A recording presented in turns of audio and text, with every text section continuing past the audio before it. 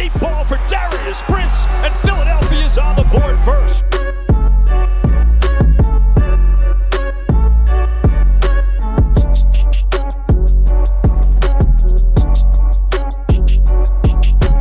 On the draw, this is Bryson Allen. And Allen weaving his way all the way down to the 22. 10-yard line, 5. Mayfield, dancing all around. Throwing as far as he can throw it. Jump ball coming. Crazy stuff. Not this time. And you want to be a wide receiver. You're going to have to take a little bit of a hit like that as Brown got him in that shoulder, but watch. Those are teeth. Do we have a dentist on staff here?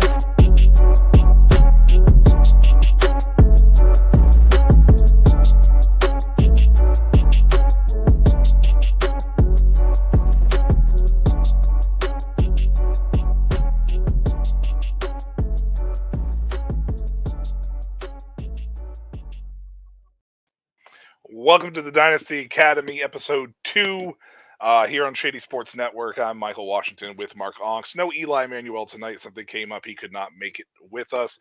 A little bit of a generic opening there. Hopefully we'll have a custom opening for the show here in the next couple days for next week. Mark, how you doing, my man? And are you excited to get this capped off for a second show? Oh, super excited. I love talking fantasy football. This is the all second day, every episode. day. This is the second episode, as I said, on Shady Sports Network. If you're tuning in on YouTube, hit the subscribe button, hit the like button. Make sure you are following us for all content. We will be here every Thursday at 8 p.m. live. We'll share the video around as well. In case you can't catch us live and whatnot. So, that's about it as far as the opening is concerned. I try to keep it as simple as possible, Mark. You know me. All right. Oh, I know. Let's get into it. So we're going to be live. This is our first live show. We did a recorded show last week, and this will probably be the format moving forward unless something comes up. Tonight, I promised you last week that we would be talking about our X poll. I'm trying to get into the habit of calling it X over Twitter, about the rookies this year. Maybe a little early. I mean, I think that it's never too early for us because I feel like we do this in like November. But like at least for us, anyways. Well, spoiler alert: at some point in the next few weeks, we probably will discuss Devy drafts from this past December. So, yes, we will have Devy drafts. So the way that we run our leagues for those tuning in for the first time is we run our Devy leagues. We do our Devy drafts. We separate our Devy and rookie drafts, which is not the case for every Devy league, but for us, we separate them for the most part. We do our Devy draft in December. So it's kind of like a little bit of like a mini, it's in that weird transition phase of coming out of the regular season and the college season being over with. So it is kind of a way too early look at Devy players or college players as a whole. I mean, we've seen some pretty fantastic picks early on. I think Matt Corral was inside the top 5 a few times. So like it tends to happen. We will get into those later on as we start through that process to go over the results and where we are in that aspect, right? We always do that. Yeah, we usually recap those to give people kind of an idea because we don't stop the picks of guys that could be available in this coming rookie draft. A lot of them have been taken, but we allow them to take people who may have just popped up because we're seeing, I think, more and more guys in their third, fourth year of college jumping up into the upper echelon of Devy players, NFL prospects that we had before. But we're also, I think, seeing a lot of guys who are seeming like, okay, they might be real good NFL players getting drafted in these Devy drafts that may end up being absolutely nothing. So yeah, they flame out interesting to look at. Yeah, they flame out or they don't hit their potential or whatever it may be, and that's kind of why we do it in December. So there's not a surefire way to be able to cheat the system a little bit. And some guys fall through the cracks, and I'm pretty sure Justin Jefferson fell through the cracks in every draft that we were in. the year that he came out, and look what happened there. I don't think he was taken at all. Like, he kind of was off the radar, and then I mean, you know, he all of a fell in sudden, rookie drafts to begin with. He yeah, was like 8, 9, 10 range in rookie drafts, I feel like. yeah, he fell pretty quickly. So tonight, though, we are going to focus on this class as far as players that we know are coming out, that have already declared, that are, you know, set in stone, everything moving forward. Mark, you mentioned last week a little bit about what we did. Why don't you go ahead and mention again about how you went about polling these, making these polls on X, and and you don't have to do the rundown. We'll do the rundown individually again because we're going to break it down. But why don't you go ahead and give the viewers a quick consensus on that? So pretty much it was a poll based around a league, fake league, that would have been consisted of a super flex, so one QB start, option to start a second one, tight end premium, which means tight ends usually get an extra point and a half in reception bonus. We like to do that because tight ends normally suck and they need all the help they can get. So what I did then was I pretty much picked who I believed, or the community is kind of looking at the players that could possibly go, let's say 101, 102. So at 101, guys I had in there were Caleb Williams, Marvin Harrison Jr., Drake May, and I believe Jaden Daniels was mine. Or no, I think I put Brock Bowers as the other one because I've seen some people very much in love with Brock Bowers at the tight end position. I mean, in Devy drafts, I think we saw him get taken as a freshman, Yeah. which for tight ends is so early because they don't usually break out year one, but things seem to be changing a little bit in the NFL. Then whoever won the poll, that became draft pick 101, and then we moved on, and I added another person to the poll until we got all 12 of our rookie mock consensus rankings, whatever you want to call it, 1 through 12. And then tonight we'll compare. Do we agree? Do we disagree with where guys were? Do we think somebody else should have went there? Well, let's start with the top three.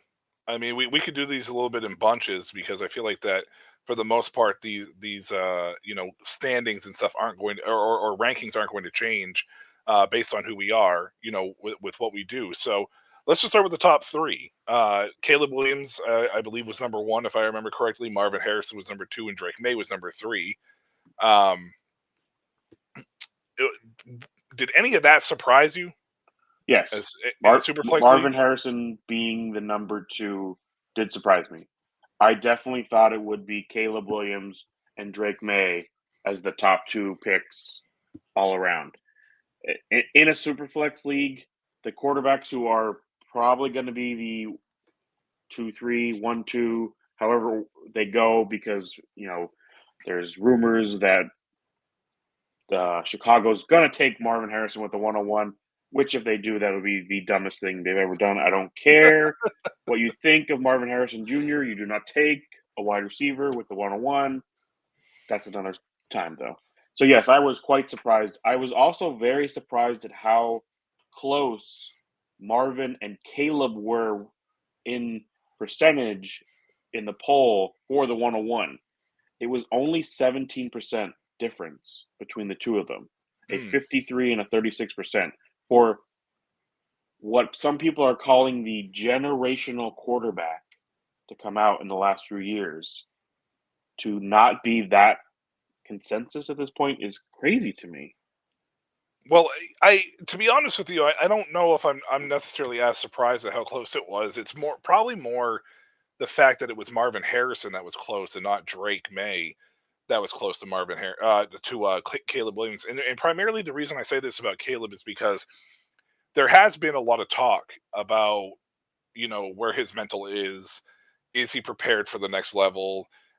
Is he going to reach that potential that seems to be the hype up, across the board with him at USC?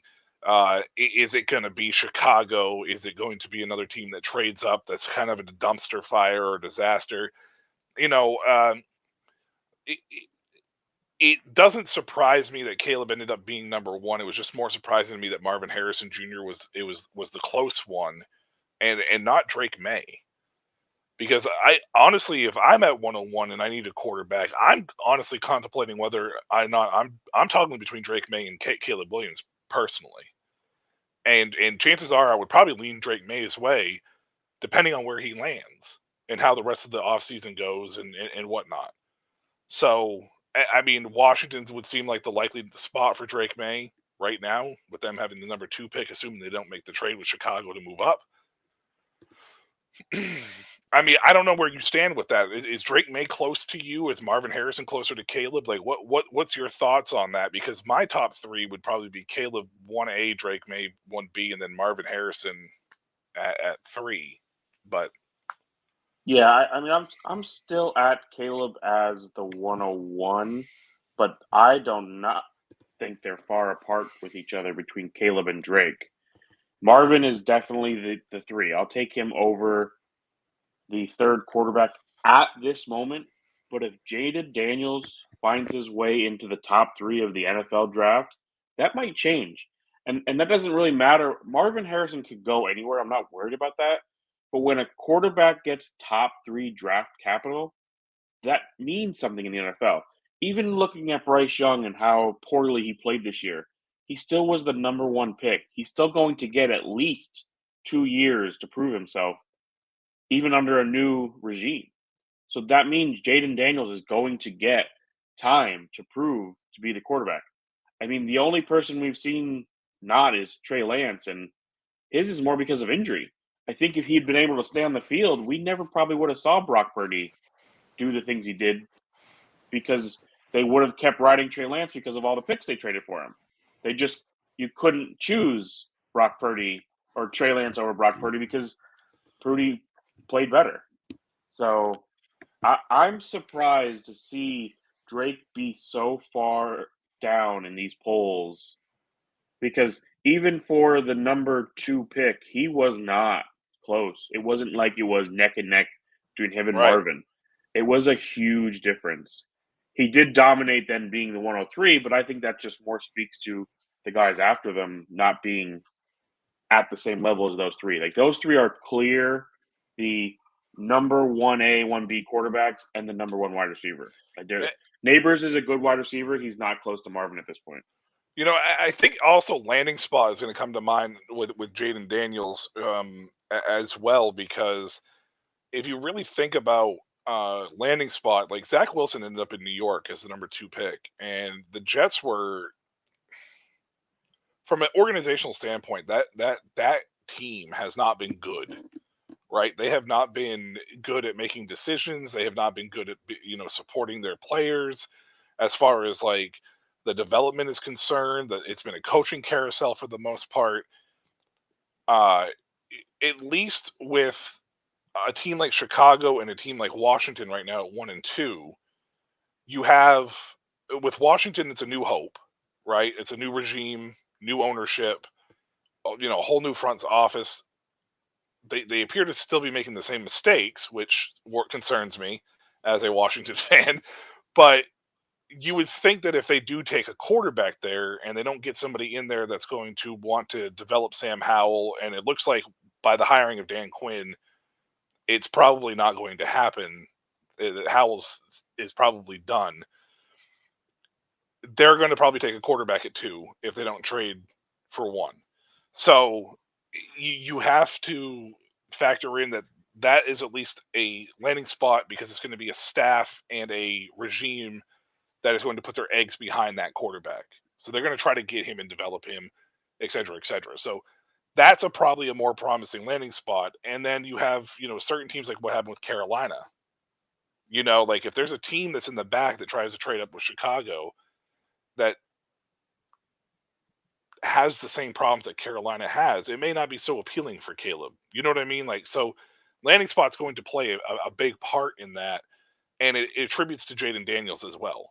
Now, New England did just hire their offensive coordinator today. I don't know if you saw that or not. Alex Van Pelt will be taking over the offensive coordinating duties in New England. So that, again, is another new hope type of thing for New England, I guess, because it's a new coaching staff, et cetera, et cetera. They have a lot of issues that need to get fixed for this new coaching staff. but I'm less worried about it now that Bill is gone because I don't think the same decisions will be made that Bill was making. I don't know what happened if he just couldn't move past not having Brady and kept trying to build a team like he would with Brady. He just never was willing to go get those playmakers to help his quarterback. I think this could help Mac Jones possibly keep his job. I don't think it will with them being at 3. I think they'll take a quarterback. But if someone jumps up to one that isn't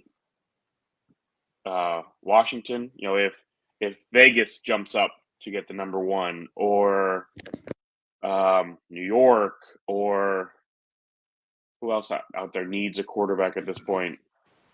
Well, I don't even think New York would move up because of the Daniel Jones contract. I know that doesn't necessarily play into anything, but it just, with the Daniel Jones contract, I don't really think I don't have New York as a quarterback needy team. No, I don't think they technically are, but where they're at in the draft, moving up isn't hard for them. But let's say Vegas moves into 1. So Caleb goes to Vegas, Drake goes to Washington. If New England isn't so sold on Jaden Daniels, which at this point, Daniels did much better this year at passing than he has in the past. I'm not sure I'm there on Daniels yet. We'll see how he tests and does and all that kind of stuff. Who knows? Maybe they aren't sold to take Jaden Daniels at 3. Maybe they switch it up and they take Marvin Harrison to give Mac Jones and go, okay, we're going to see if Mac Jones has it. Here's a weapon for you to do it with. It's a long shot, but it's an option. Yeah, and the other thing that is to keep an eye on is if you take a look at our poll. Now, our poll obviously is fantasy-based. It's different than what the NFL does. But with the way the media has been pushing Caleb Williams and Marvin Harrison Jr., because let's be honest, the media has absolutely driven these two's value through the roof. People who pay attention or watch consistently, all I hear about is Caleb Williams and Marvin Harrison Jr. at those 2 respective positions. I think the poll is reflective of that. I think that the poll is like, okay, this guy is a generational talent. This guy's a top talent. Like, let's do it that way. Now, the question becomes, though, as we know, that we have seen in the past that the media can influence a pick in the NFL as well. Justin Fields is still a potential trade candidate. And from what I'm hearing, there are the possibilities of a guy like Trey Lance maybe being dangled out there by Dallas again. To Washington because Dan Quinn. Well, to Washington is no. You laugh, but it's an actual possibility as well because of that connection as well. It's not unlikely, in my opinion, because free agency happens before the draft, to see one of these teams in the top 3. Whether it's Chicago, assuming there's no trade, Washington and New England, making some sort of trade for maybe Justin Fields, and then one of those top 3 teams taking Marvin Harrison Jr. there.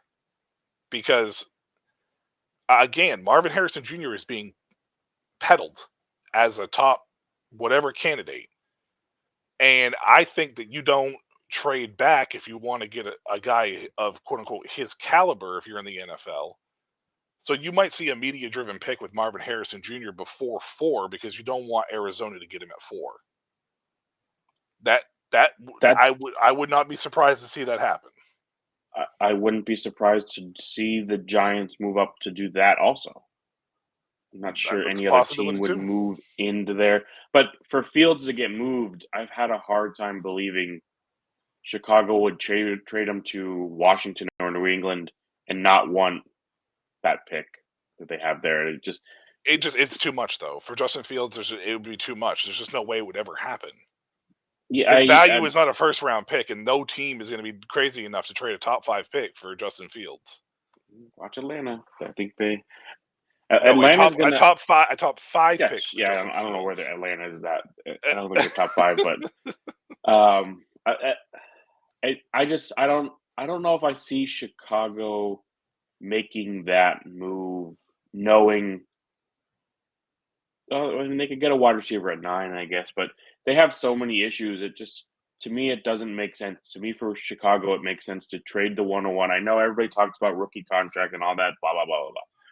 NFL money is fake money. Let's be real. You could Patrick Mahomes signed a $500 million deal, and they're just going to move money around every season to make it work. Let's be honest. Yeah. So I'm not worried about that. I think for them, what's best is to continue to move back and keep adding so they can get players around Justin Fields, around DJ Moore, around that offensive line. Here's my issue with that particular thing for Chicago. I don't think, and I'm spitballing here just because it's Caleb Williams in comparison to Bryce Young. But the package that they got last year from Carolina for Bryce Young, and then seeing what happened in Carolina with Bryce Young, I think is going to make teams hesitant to offer something very similar of a package for Chicago to want to move that pick. Possibly. And I agree with you that if they stay at 1, I don't see a world where they can't, where they bring in both guys into camp. It's not going to be a Trey Lance, Brock Purdy situation in San Francisco. I don't see a world where that happens. It doesn't work. I also don't believe that Matt Eberflus and Ryan Poles believe in Justin Fields. I think that they gave him that 1 year because they weren't sold on Bryce Young. And they wanted to see this past year what it was going to be like for him. And I don't want to say it was a bad year by any means. It just wasn't a year for them to be like, we want to continue with this guy. We have Caleb Williams right down the barrel. So let's pull it. So the reason I mentioned Justin Fields is because Washington is in a very interesting spot. They have Chicago's pick in the second round at 209. They could probably pull the trigger and trade their 202. And it might be the best offer that they get for Fields. And Washington could get Fields out of the deal and then draft Marvin Harrison at 2. I think they should draft the offensive tackle, but it sounds like everything from early, obviously, mock drafts, you're going to have quarterback, or quarterback, wide receiver, quarterback, wide receiver. That seems to be the consensus across the board. It's going to be some sort of combination of that. Now, if I'm Washington and Marvin Harrison lands there and you trade for Justin Fields, I think that's fantastic for both those guys, personally. And Terry McLaurin's getting older. You have Jahan Dotson, but you don't really have a number 3. So Washington can lock into Marvin Harrison. Justin Fields can build with him, et cetera, et cetera. Hypotheticals, obviously. That's not a dead for. But I could see something like that happening. And I think Washington would be the primary spot to be able to have enough firepower to make that move. And then at 209, they still have a second-round pick, right? So just something to keep an eye on for this. So the top 3, I think, can actually change depending on landing spot, if you want my honest opinion. Yeah, again, I don't know if I see just the order. I don't think the top 3 we'll see any new faces inside that. I think it will just be the order could change. Well, I mean, I could see Daniels move in there if he gets I don't know if I don't Vegas see him moves up into let's say 3 or 4. That's not a terrible situation at this point. It seems like for him to go to with Cliff and Pierce. They still have Devontae. They need some other wide receivers around him, but you could fill that in later in the draft. Zamir White seems all right. That offensive line doesn't seem terrible. I mean, Aiden O'Connell played well. It was O'Connell, right? Yeah, O'Connell played well for them.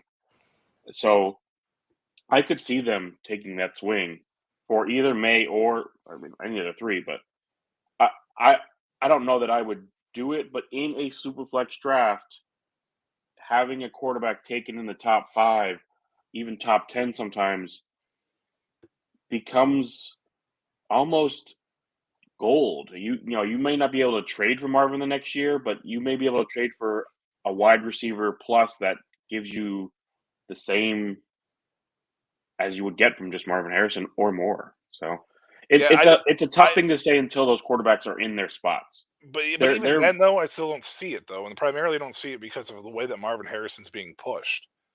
Regardless of what it may be, if you just take a look at our polls, I'm talking me. This for me personally, well, yeah, would consider yeah. doing that.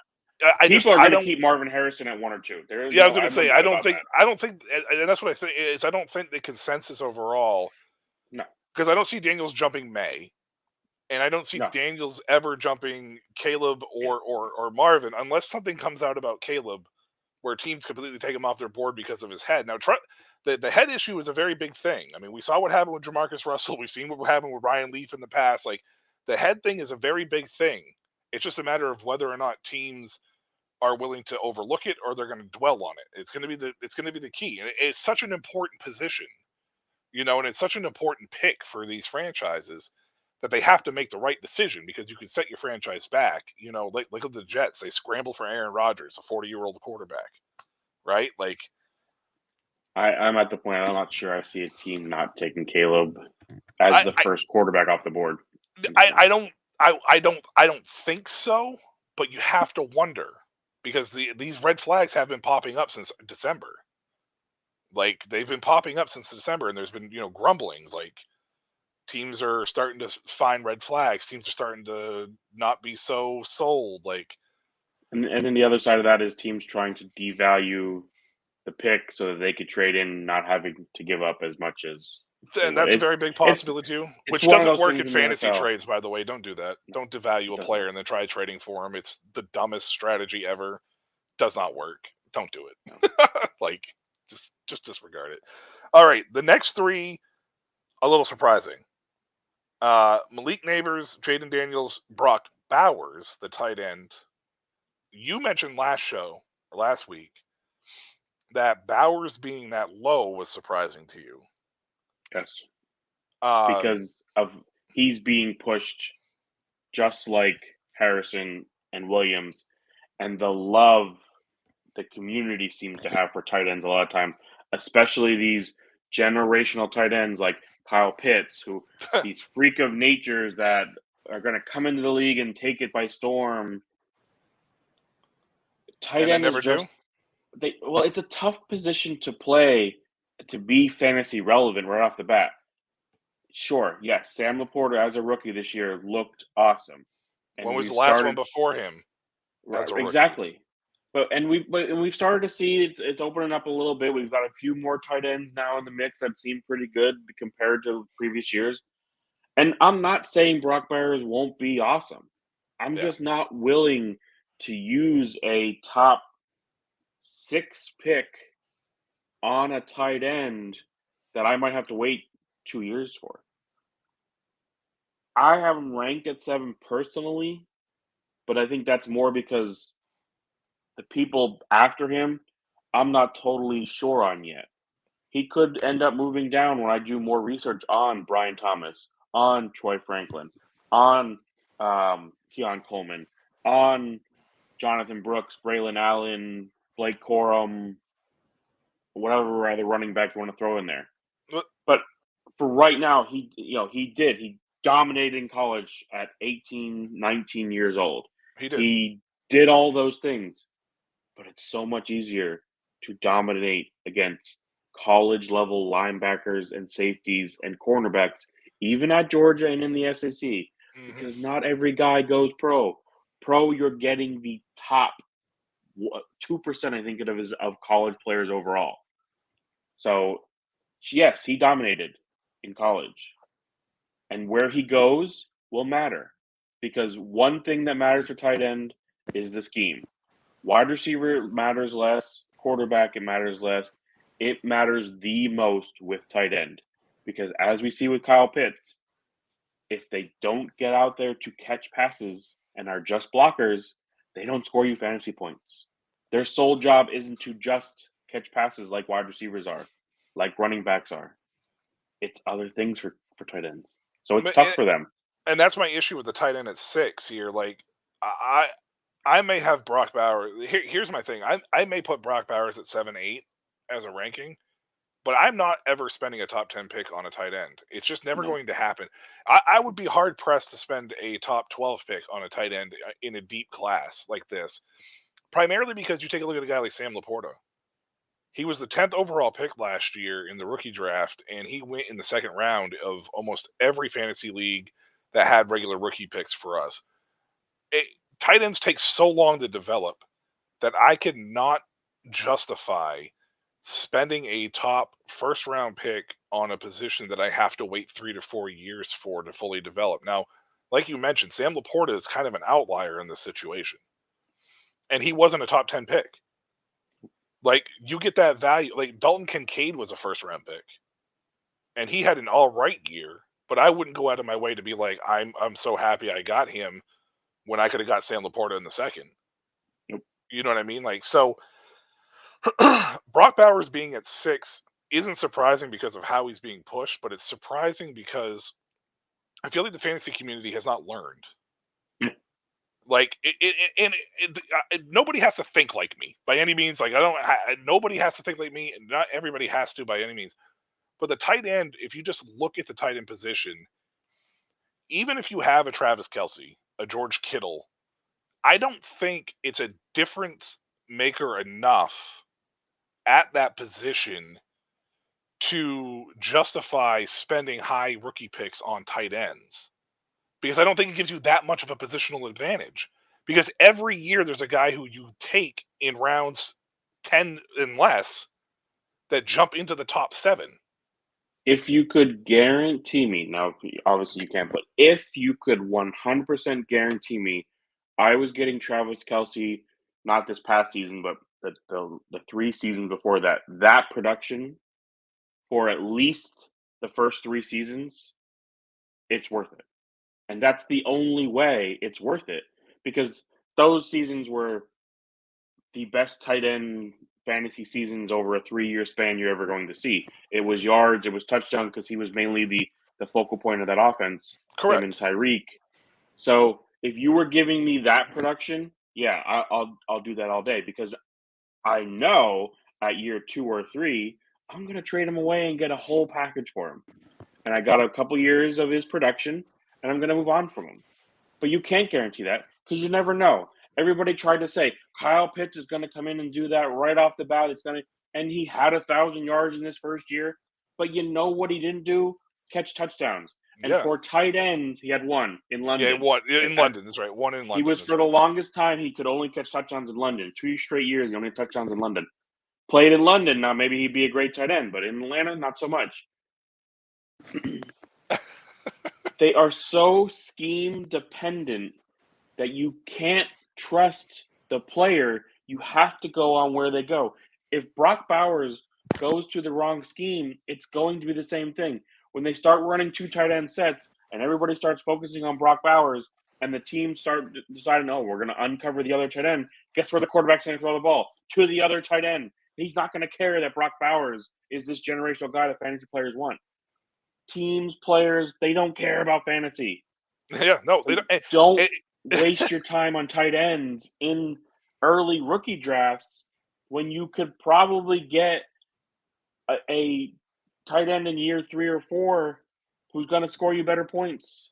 Yeah, I'm very vocal about how much I hate the tight end position. Actually, ironically enough, I had a guy hit me up today in a league that I'm in. He was like, "You're loaded at wide receiver, but your tight end's a little thin. I'm loaded at tight end. Can we make something happen?" And I just flat out told him, I said, I don't like tight ends. I can streamline the position.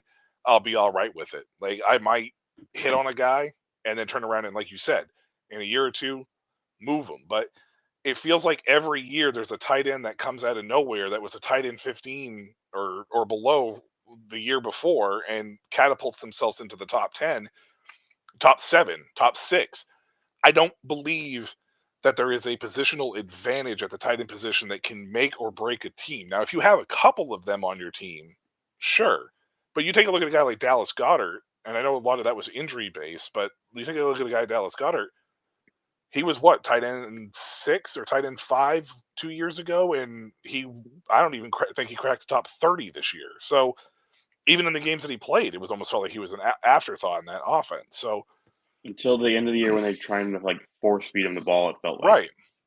So you just never really truly know what's going to happen at that position. So it really, I mean, a guy like Logan Thomas gave you a tight end, top 10 tight end, a season 2 years ago, and you that probably was could have got, Higbee. and you probably could have got him in round 29 of a 30-round draft. Like, I don't understand why the fantasy community continues to focus so much on the tight end position and why there's so much love for that position when there's no, I don't think there's any data. Now Eli's usually our data guy, and maybe when he comes on the show next week he'll shut me up, but I don't think there's any data that suggests that having a positional advantage at tight end makes your team better than a team that doesn't have that tight end position, because chances are if somebody didn't get that tight end position, their flex spot is probably going to be better than your flex spot, especially It valued wise. it comes down to how you got that tight end. It becomes an advantage when you're drafting Mark Andrews 3 years ago in the 20th round and he turns into what he's turned into. It is not an advantage when you're using a first, second, third round pick on Travis Kelce, George Kittle, Mark Andrews now, because now you're just missing out on other positions that are way more valuable. So that's when it becomes the advantage, when you were able to get Travis Kelce 6 years ago, probably in round 15 or 16, and then he turned into what he's been the last 4 years because you've just been riding 3 points at that moment, because 15, 16 round guys are not scoring you the amount of points Travis Kelce at a position where other people don't have that, who are wasting high picks. I mentioned Kyle Pitts. Raheem Morris moves over there. They bring the OC, or not, I don't think the OC, but someone from that staff with McVay who was on the offensive side to be his OC. I think it was you a could QB get coach. Yeah, I think if you can get Kyle Pitts for a huge discount this offseason, like if you're in a startup draft and he's falling past round 12, or if you're willing, you can give up a mid-second to late second rookie pick. I would do that because Higbee had good enough seasons that then you could, and Higbee is no athletic beast. So I would take the shot on Kyle Pitts if I can get him for super cheap right now, based on what that regime has done in other places. But I'm not going to draft Sam Laporta, who's going to go in round 2 or 3 now, probably. Yeah, something like that. Yeah, and waste the position and have somebody score maybe 50 less points across the whole season that I got in round 14. yeah, and then that's primarily the main reason why I hate the tight end position. So especially when you're talking about the rookie spot, top 6 is mind-boggling. Now I want to discuss the other 2 players in this, because Malik Neighbors is at 4 in a super flex league. Yep. And Jaden Daniels is at 5. Now, again, we discussed that if Jaden Daniels goes inside the top 5, top 3, whatever, it could change things. But I was this surprised because surprised of his me. Heisman run didn't push him up further in these polls. Yeah, Because he was being talked about and people were comparing him to Lamar Jackson and how he's a better passer than Lamar Jackson. right. Doesn't run as well, but he's bigger and he does it just fine. I was honestly surprised that he fell to 5. I would have expected him to be at least 4, if That's not what I was in the thinking top 4. 3. Yeah. Yeah. I was honestly surprised Malik Neighbors was picked over him in our polls. And Now, make no mistake about it, Malik Neighbors, I feel like, got robbed of the Blittenkoff Award. Because I think that he should have been, the wide receiver, the best wide receiver I thought he was the best wide receiver in the nation all year. I think he had a much better season than Marvin. Marvin won it because of his name. right, It's and only I think the it was. reason. I think him, Rome, in Harrison, had they're close in talent. I think it's closer in talent than people think it is, personally. With those guys, it just I am shocked because, again, it's a super flex league, and you always want to try to side on the side of the quarterback. And we know that Jaden Daniels is likely going to be a first-round pick, so it doesn't really matter where Malik Neighbors goes, because I feel like that if you're in that window, especially with as many quarterback needy teams there are, you feel like Jaden Daniels is going to land in a spot that he's going to get a chance to start in. Like, I don't see a slide like we saw a few years ago with like the Malik Willises of the world and the Will Levises of the world. Like, I don't think we're going to see that this year. No. So I think that's what shocked me the most. You know what I mean? Like, I think that's what surprised me the most about that poll being Neighbors at 4. I mean, I think Neighbors at 5 is fair, even at 6, but I think Brock Bowers kind of throws this a little bit out of surprising for me. I honestly don't. I really expected Bowers to be ahead of Neighbors in the poll. I did expect that. Just with it being a tight end premium poll and the way people love them, I expected him to be above Neighbors. So good on the community for at least getting Neighbors ahead of him. But yeah, give me Rome ahead of him. Again, right now the other grouping of wide receivers, yes, I'd probably take them over him. But I don't know who at this point, because any one of them could fall to the second, third, fourth round. We've seen it too often where we think these guys are going to be amazing, and they just take this nosedive in the actual NFL draft, and it just tanks the chance they get sometimes. So, well, let's speak about. I'm not putting anybody over them. Well, let's speak about the next 3. I mean, Rome Odunze was at 7, Troy Franklin at 8, and Brian Thomas at 9. Now, to me, that's a tier break. I think it's Rome Odunze and then the other 2. Like, I think that he's in tier after Rome. Yeah, I think he's up there in the Neighbors tier. Yeah. But I'm shocked Neighbors is that low. Again, I mean, Odunze's that low because I have him closer to Neighbors than most people apparently do. I mean, I'm not taking Brock over Rome.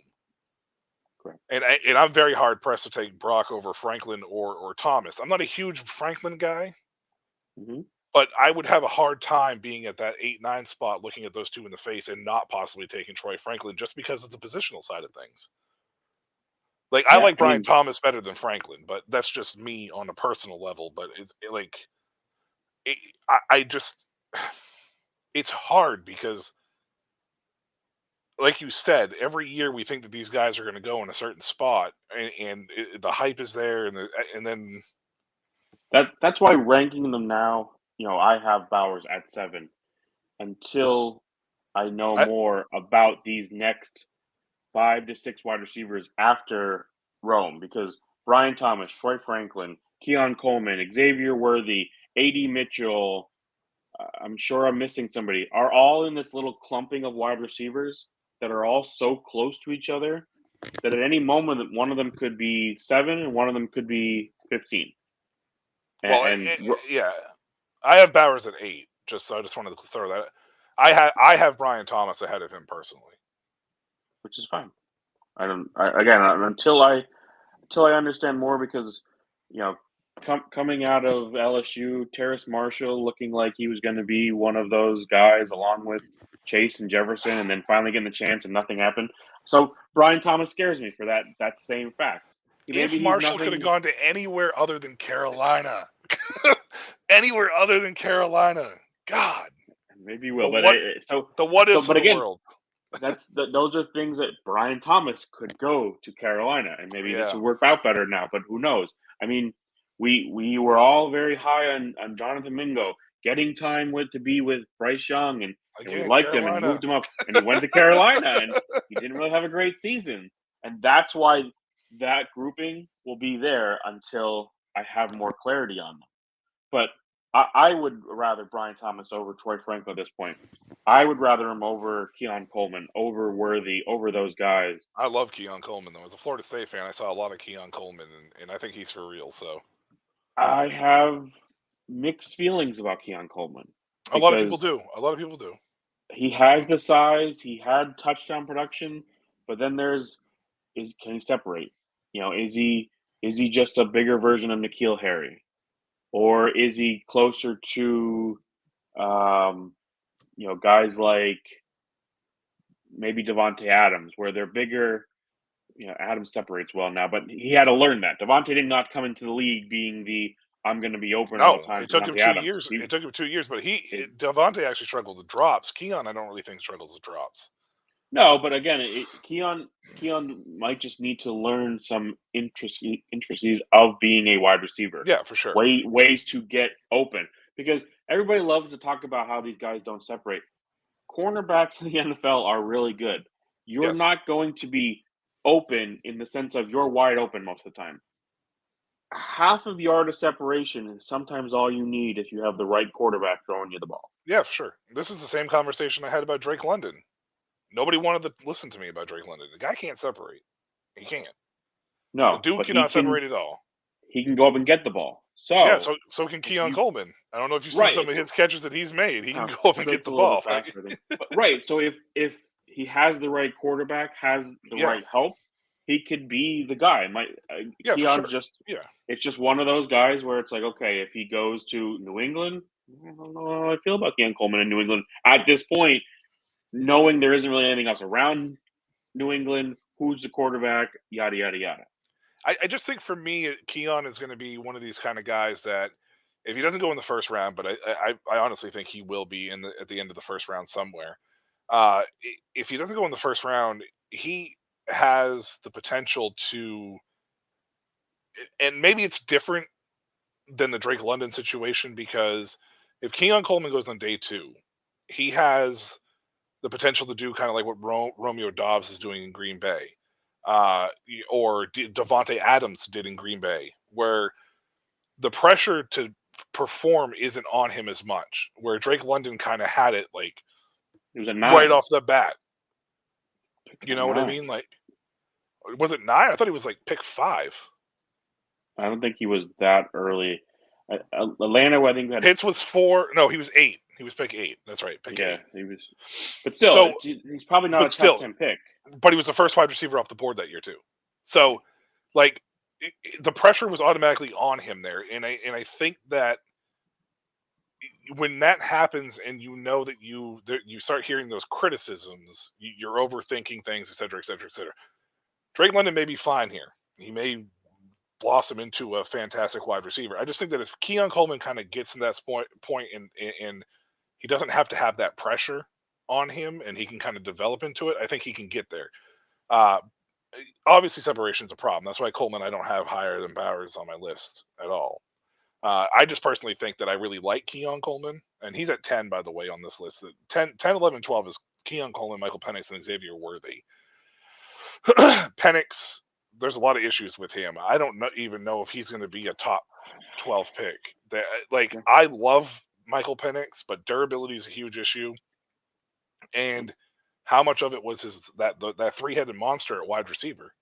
There's 2 guys that aren't even on this top 12 list that could be just as good as Rome Odunze is at the NFL level, and Jalen Polk and Jalen McMillan. So, I mean, like, it could have just been the weapons around Penix there. I will say Penix, I think, might be one of the best accurate ball throwers in this class, though. Super accurate. I just don't know if he's Chad Pennington or if he's his motion is a little odd, and I think that could hurt him in the NFL. And being a lefty, it's tough being a lefty in the NFL. Absolutely. Everything is designed for right-handed quarterbacks, and yes, Tua's kind of doing it, but he's not also doing it. And I can't think of another left-handed quarterback other than Tua at this point. Yeah, I mean, and we had our top 20 quarterback list, and it was, 13, 15, and 18, or 13, 16, and 18 last week. So, I mean, it's not like that we're not aware that Tua's may not be, at the helm there. So, yeah, Penix is hard to know. Is it system? Was it what was around him? What, or did he just get better? And the NFL will tell us what they think, because he's a guy who could go in the top 15. Yep. And he's a guy that could fall to the second round. Yep. And there's a possibility that he could even fall behind Spencer Rattler. I would be shocked, but it's a possibility. I don't know. I don't know. The last 2 years, Spencer Rattler at South Carolina kind of showed that that 5-star recruitability. He did. He did. His numbers may not look the greatest at that point, but if you take a look at South Carolina's team as a whole, it's not like there was a ton of talent around him as well. So, it's someone that. will give him a shot. I don't know that he'll creep into the top 5 quarterbacks. I actually think he will be the 5th quarterback. Right now, I have him at 5. I think he'll be the 5th quarterback taken. Right now, I have Penix ahead of him. Yeah, But I mean, I can see him passing Penix. I think Penix and Nix will be through. No, because that would be 4 or 5. Yeah, I don't see him getting ahead of those two guys. Nix just gets so much love for I don't know being the ultimate teammate and all this other stuff. I don't know if I see a team taking Spencer at this point over either of those guys. Spencer's showing out pretty nicely at the Senior Bowl right now too. So it's supposed to be Penix, but if you aren't a wide receiver or corner, I don't really care what you do at the Senior Bowl. Well, I'm just throwing that out there. I mean, I primarily mentioned Spencer Rattlers because I don't fully blame Spencer for what happened in Oklahoma. And I don't think that he played that bad at South Carolina.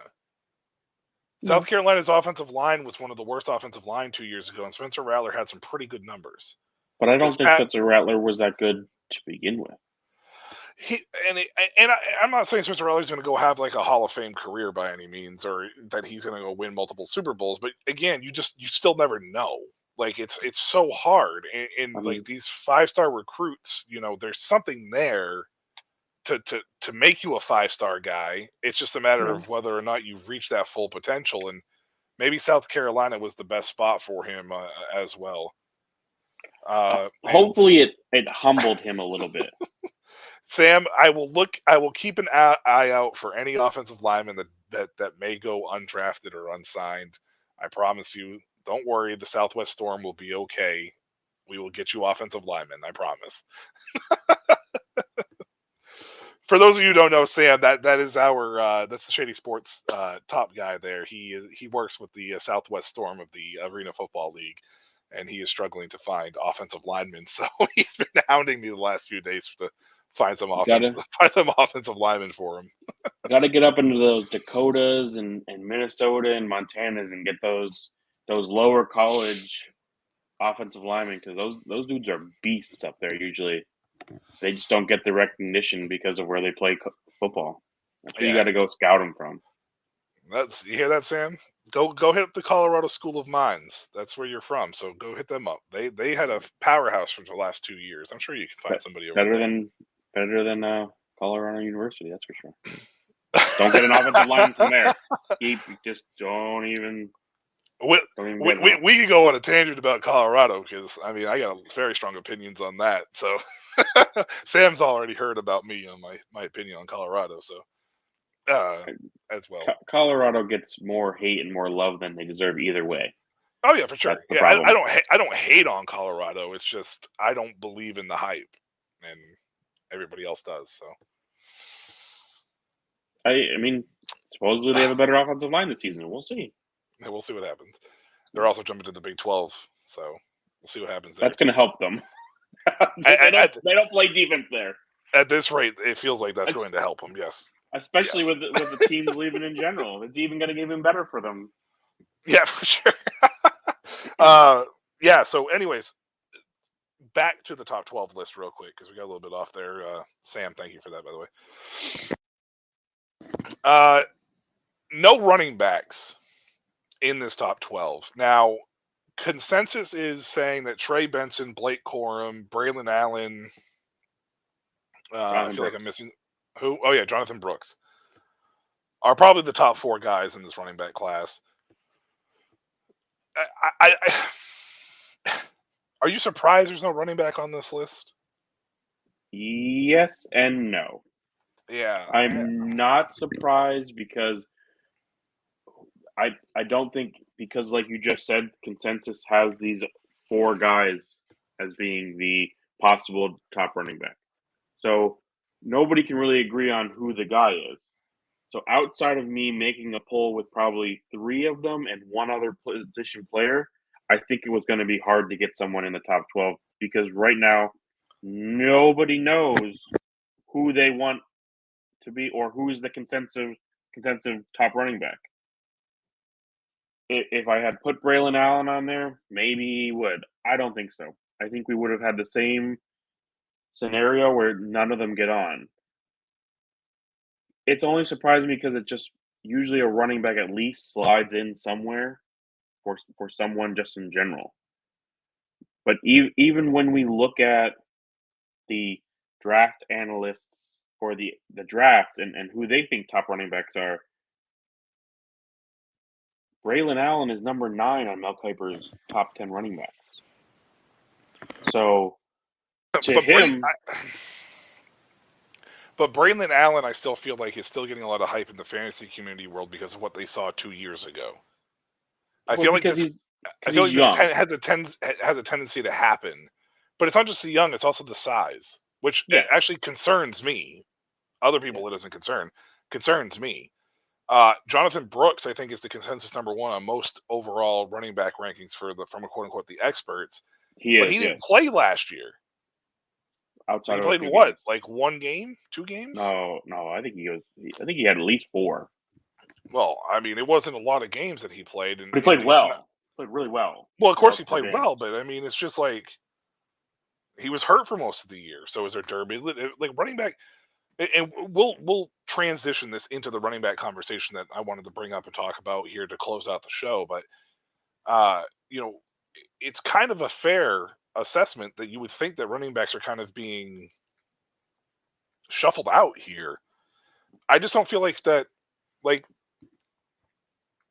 last year, Bijan Robinson, year before Breece Hall, both those guys were kind of like the consensus.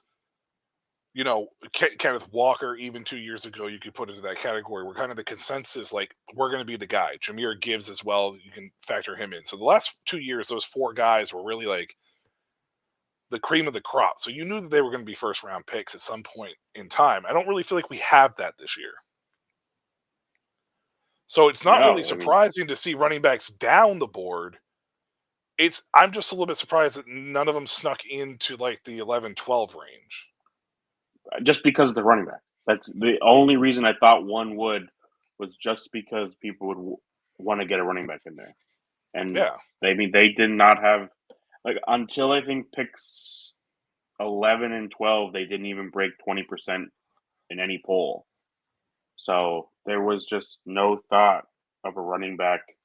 And then even the running back poll I did, they were all 4. It's not even like 3 out of the 4. Or 2 out of the 4. All 4 of them broke 20% of that poll.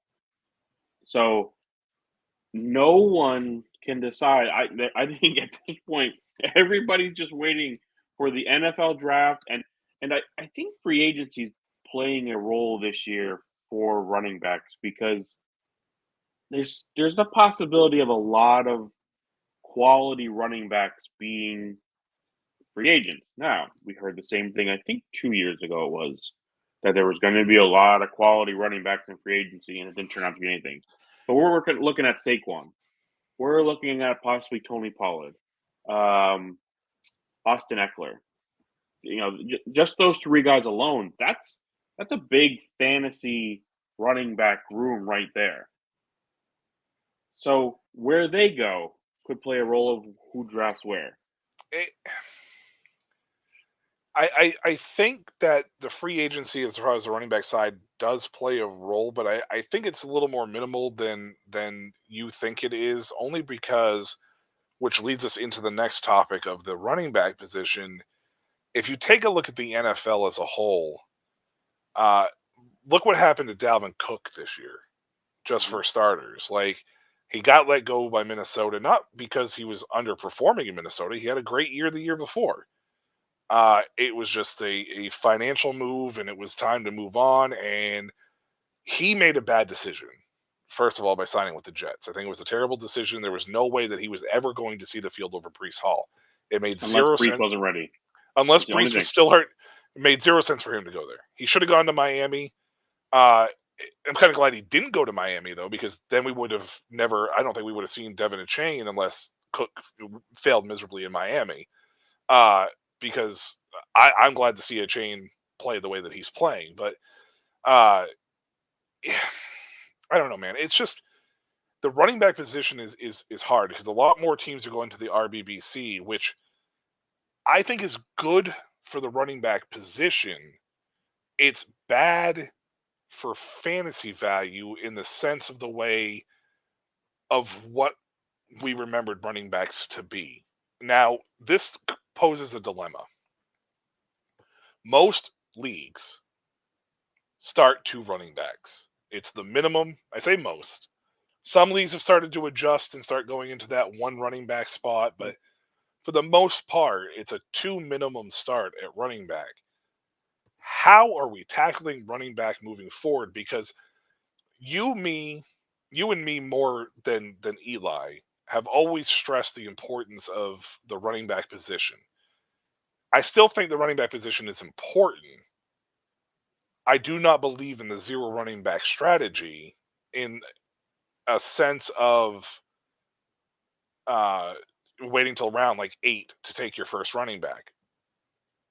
But the league is making it very hard for running backs not to be shuffled down the board.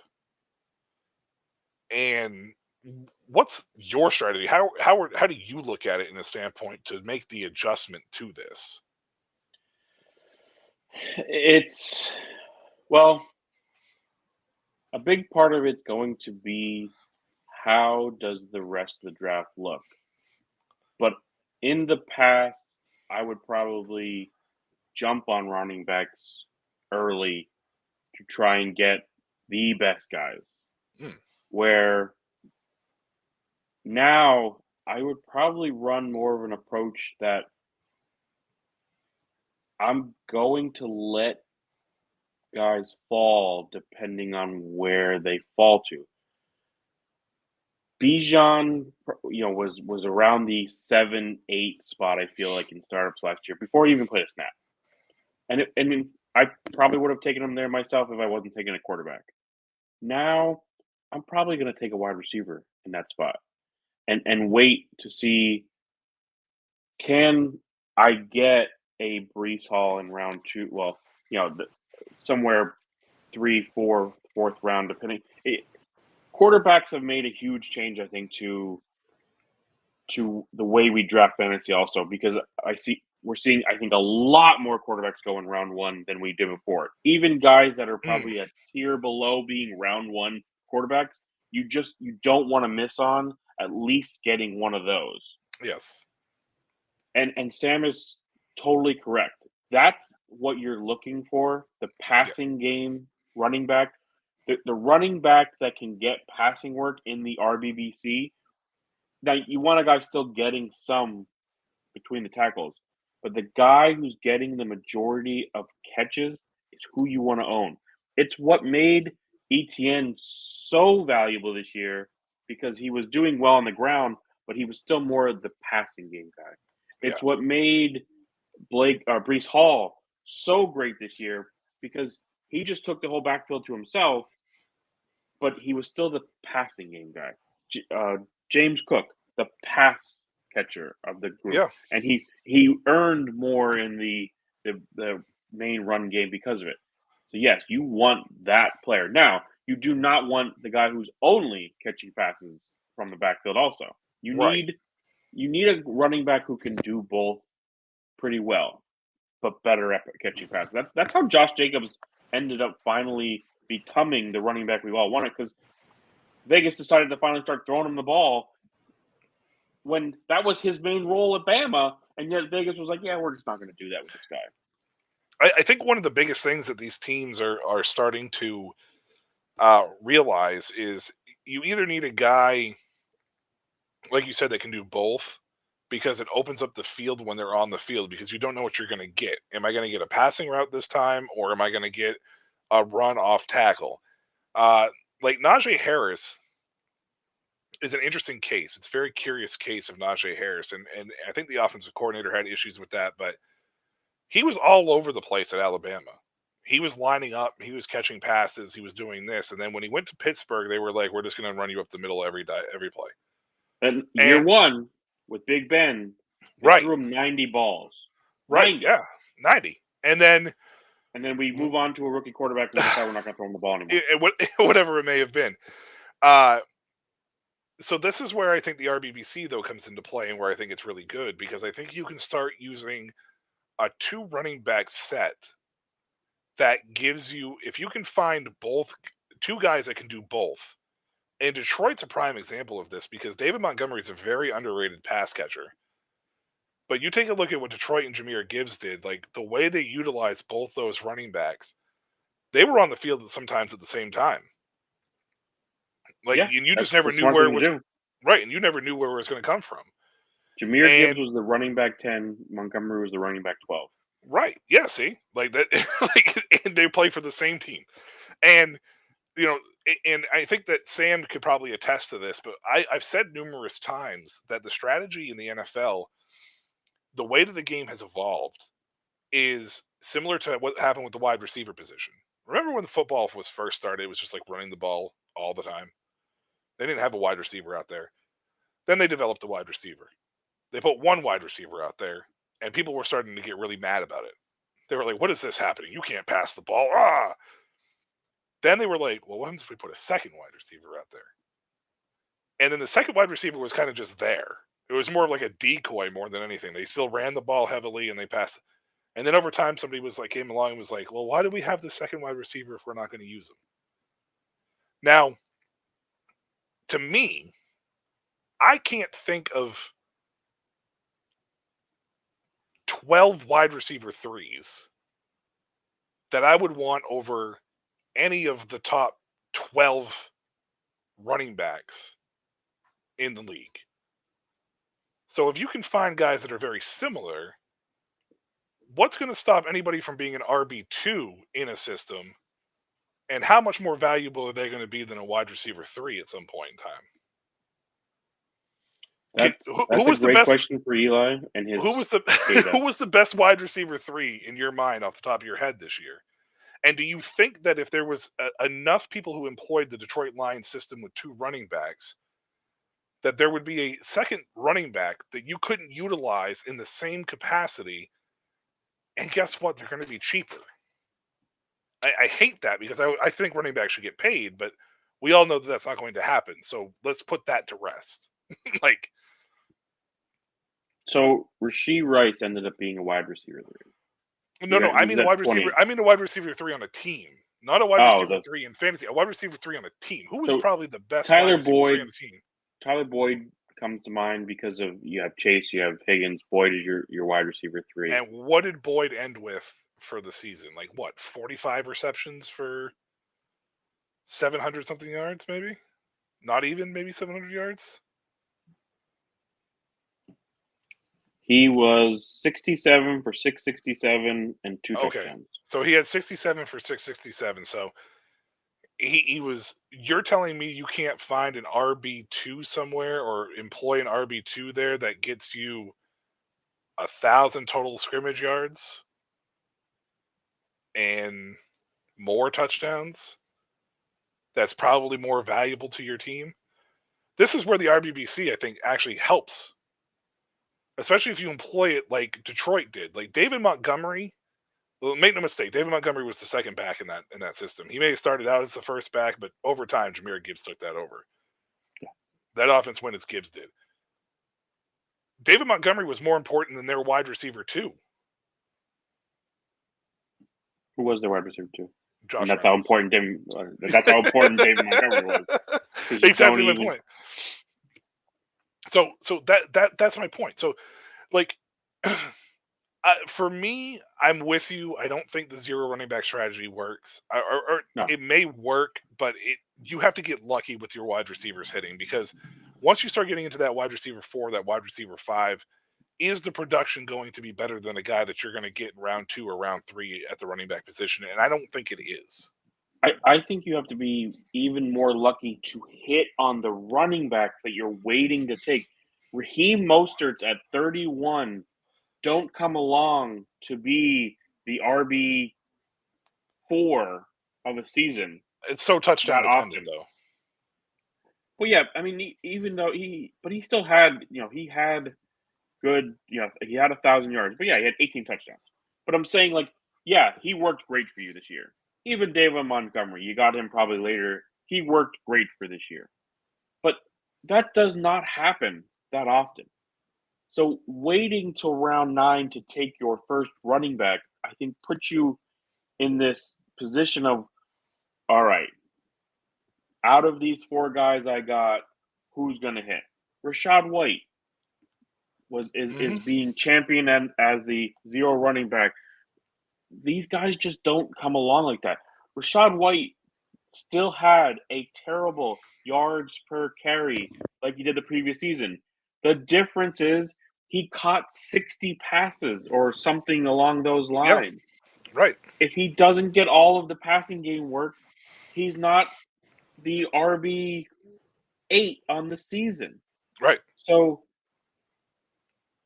you have to mold them together. You need to look at it. It's almost like quarterback. You need to get a top 12 quarterback early in the draft, possibly 2, and then you need to consider getting a top wide receiver and running back. If you just continue to load up on wide receivers, sure, this season, zero RB work because you may have hit on a few of these guys. But next year, you may not hit anybody. And now you have no running backs. Yep. So, age, contract, situation. That's what you have to look at with running backs. Wide receivers are just easier to find later in drafts. That I'd rather go quarterback and maybe wide receiver super early, but then in that like 4 or 5 range, start really looking at running backs and seeing what's available. And trade back if you have to. If it seems like guys are just running up to get all these wide receivers, move back a few spots. And then grab that same running back you would have got, and you got an extra pick out of it. Wide receiver is much deeper. Much deeper. Much deeper. But I don't think it's as important to grab running backs as early as it has been in the past. Because these committees are around where you're going to get more than one running back from a team.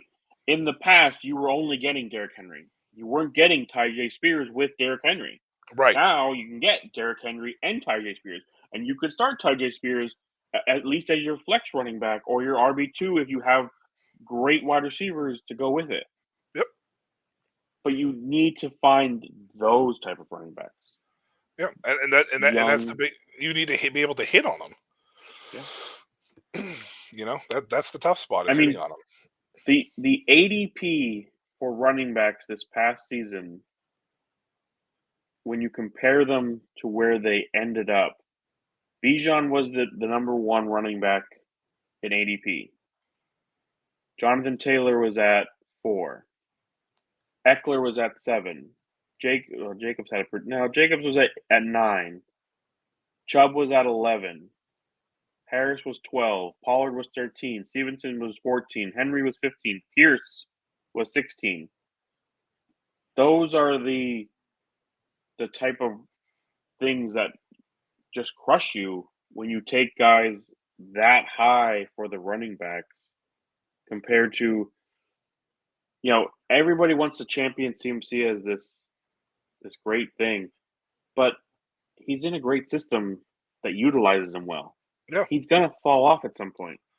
It happens every year to every running back.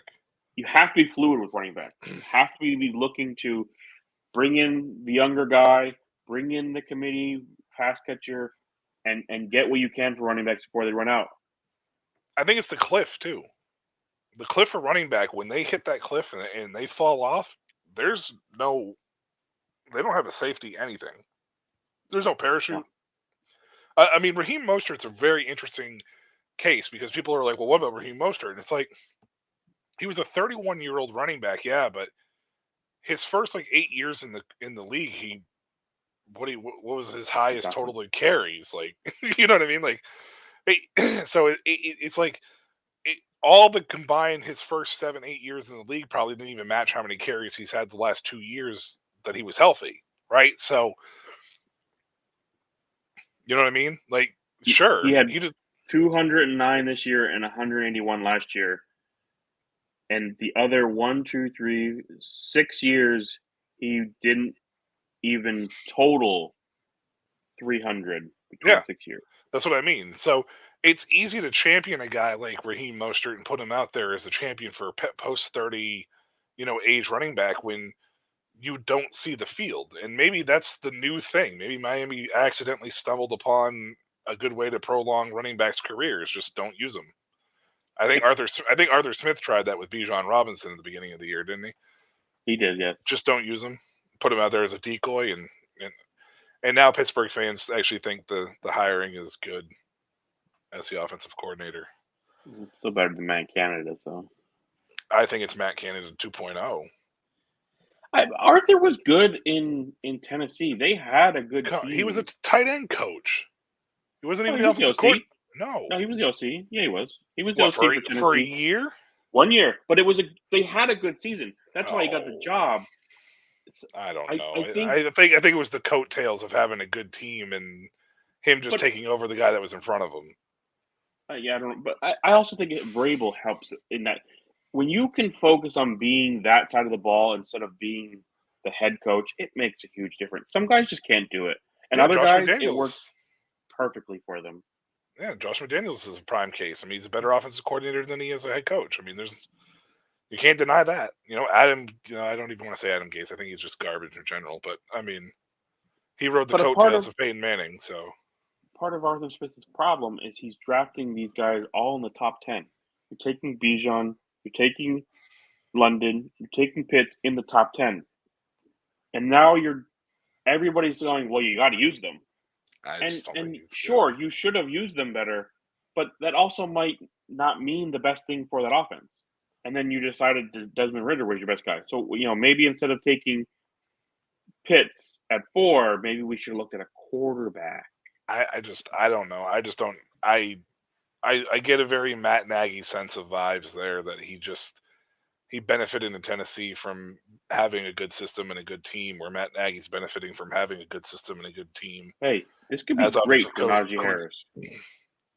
It could be great for Najee Harris, or it could be an absolute disaster if he falls in love with Jalen Warren, so that he just sticks Najee Harris out there as a decoy. Najee fits the Algier and Derrick Henry mold. But I don't understand why. But I don't understand why. That's true. This is true. I just don't understand why Pittsburgh didn't stick with the offensive coordinator that was there after Matt Nagy got fired. Matt Canada got fired, because they were much better on offense after he got fired. I mean, Trubisky kind of stumbled that, but Najee looked much better when he was actually being used. Yes. I mean, I don't know who the guy was, so I can't remember. I can't remember his name off the top of my head. They split duties. It was like one was a play caller and the other was the offensive coordinator, but it looked much better. Like it just. I mean, maybe the guy's the quarterback coach, and he just goes back to being that and helping Arthur.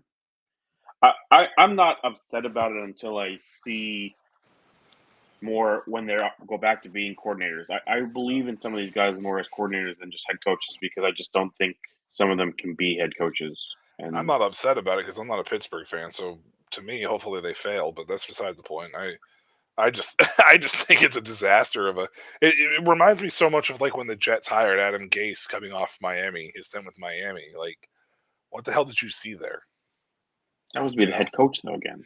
I understand that, but like even with Arthur Smith, like what did you see with Atlanta's offense that made you go, I want this guy, even after we just got fired, even after we fired Matt Canada and our offense improved under the guys that we had in that system? Like it just. It's not that different about Dan Quinn getting fired from Atlanta and going to be the DC in Dallas, and that defense got so much better with Dan Quinn being their DC. But then again, I also think it's one of those things where Dan Quinn had the talent on defense. Like that team just got smoked in the playoffs, like on defense. Yeah, I mean that Green Bay offense was so weird with those wide receivers, and they just were clicking at the right time. I don't know. Anyways, I don't like Dan Quinn as a head coach. That's my problem, though. You hired him as a head coach. Arthur going back to an OC, I like a lot more than him being a head coach. I don't like when these teams decide, well, let's try you again. And it's like, okay, maybe it will work, but it's like, what did you really do that makes me want to try again as your head coach? This soon for sure. Like, his Dan Quinn was just a head coach not too long ago, so it's not like it was like it's been 3 or 4 years now. It was 3. I think Arthur got 3 years. I don't know. I mean, I don't think it's a good idea. being a Washington fan, I hope it's a good idea, but yikes on bikes. Anyways, yeah, he will depend on who he hires as his staff. That's a big thing for him. Hopefully it's not Chip Kelly. Anyways, Chip, I don't know why Chip would want to be an OC so much. Stay in UCLA. You're doing well there. I agree, Mark. Chip, stay in UCLA. Don't stay right there. Don't even bother. That would destroy all of my Washington fantasy stuff. Anyways, all right. Beside the point, we got a little bit off topic there as far as fantasy is concerned. That's our rundown for today of the Dynasty Academy. Mark, do you have anything else you want to add to this conversation for anything? Evaluate your running backs. Look at their age. Look at the contract they have. Look at the situation they're in. And if trading them gets you the most value, just do it. Because you can find a serviceable RB2. Unless you're a contender and you're going for it all, move them on. Because I have now numerous teams who were contenders for years that I have now dying running backs, and they're not going to get any value for them. So move them earlier rather than later. Even if you're a year earlier, it's better to get rid of the running back a year earlier than to hold on to them and be a year late. I agree with that wholeheartedly. And also, don't fall in love with one guy.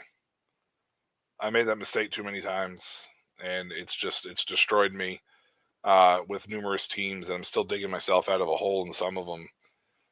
Just don't fall in love with one guy and acquire him in a ton of spots, because if you do that and you don't diversify enough, if you have multiple leagues, it can really hinder your ability to be able to rebound from a bad team, and it may end up multiplying multiple bad teams. So don't fall in love with just one guy and go acquire him everywhere. I made that mistake. I will not make that mistake again. So, well, that's going to do it for us tonight. Hopefully next week we'll have an intro for you, and we'll have Eli back hopefully next week as well. I'm not sure what happened tonight, but it sounded like it was kind of something that came up unexpectedly for him. So again, if you're here with us on Shady Sports Network, hit the like button, hit the subscribe, hit that little dingy bell thing in there so you get the notifications whenever a new show starts. We cover everything here. We cover AFL, UFL, EFL, CFL, ELF, sorry, CFL, LFA, indoor leagues, the IFL, the NAL, the AFL. We cover everything here. We'll cover the IFA, blah, blah, blah. Anyways, we cover everything here, football-related content across the board. We have team shows set up as well. Make sure you hit that like button, hit that subscribe button, and we're going to bring you fantasy content as well, pretty much until we're blue in the face here at the Dynasty Academy. And it doesn't happen. It'll never stop. Yeah, pretty much. And hopefully we are able to help make your dynasty, if you take that leap, advice better of some sort as well. Until next week, I'm Michael Washington. He's Mark Ongst. Have a good night. I'm a game changer.